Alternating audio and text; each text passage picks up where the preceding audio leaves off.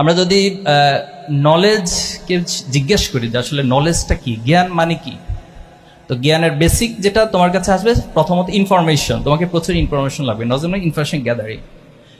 দেন এই ইনফরমেশন দিয়ে আসলে কি করবা তুমি, তোমার একটা আন্ডারস্ট্যান্ডিং লেভেল তৈরি হইতে হবে, যে আন্ডারস্ট্যান্ডিং লেভেল দিয়ে তুমি তোমার চারপাশে যা কিছু ঘটবে সেটার বাদ বিচার করতে পারবা, this is right or wrong.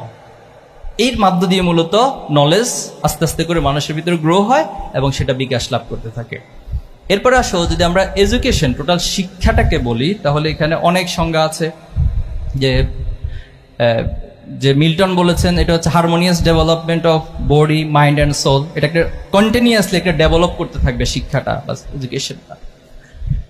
এখন বাংলাদেশে আমরা যে বিশ্ববিদ্যালয় সিস্টেমে আসলে আসছি বা ভর্তি হয়েছি, মির্জা গালিব ভাই খুব চমৎকারভাবে ওয়ার্ল্ড পার্সপেক্টিভের বেশ কিছু ইউনিভার্সিটির তিনি উদাহরণ দিয়েছেন, কনসেপ্ট দিয়েছেন।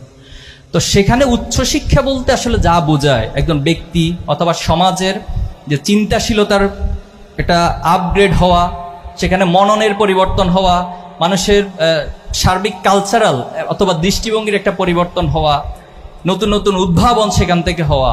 কিন্তু আমরা যদি আমাদের টোটাল সারা দেশের বিশ্ববিদ্যালয়গুলোকে একসাথে করি, এই স্টাডিটা করি অথবা এই রিসার্চটা করি, তাহলে এখানে উদ্ভাবন এবং ক্রিয়েটিভিটির এই ইস্যুগুলো খুব কম, খুবই নগণ্য, খুবই মাইনর একটা পজিশনে আছে। তাহলে বিশ্ববিদ্যালয় মানে কি আমাদের কাছে যেটা দাঁড়াচ্ছে সেটা হলো বিশ্ববিদ্যালয় মানে এখানে ভর্তি হব, এখানে 1 বছর 2 বছর 4 বছর 5 বছর কাটাবো, এরপরে হচ্ছে একটা সার্টিফিকেট আমাকে দিবে, ওই সার্টিফিকেট নিয়ে এবার আমি বিসিএস এ চাকরি এখানে দৌড়াবো। এটা হচ্ছে আমাদের কাছে উচ্চশিক্ষা বা বিশ্ববিদ্যালয় নামে একটা কনসেপ্ট দাঁড়িয়েছে। এখন আসলে কি বিশ্ববিদ্যালয় মানে তা? বিশ্ববিদ্যালয় মানে তো মানুষ তৈরির কারখানা হওয়ার কথা। এখন এই মানুষ তৈরির প্রশ্নে যদি আসি, তাহলে মানুষের বিপরীত কি?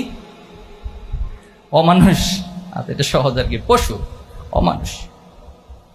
কোরআনে যেটা বলা হচ্ছে উলাইকা কাল আনাম ওয়া বাল হুম আদাল, যে মাঝে মাঝে মানুষরা পশুর মতো হয়ে যায় অথবা তার চেয়ে নিকৃষ্ট।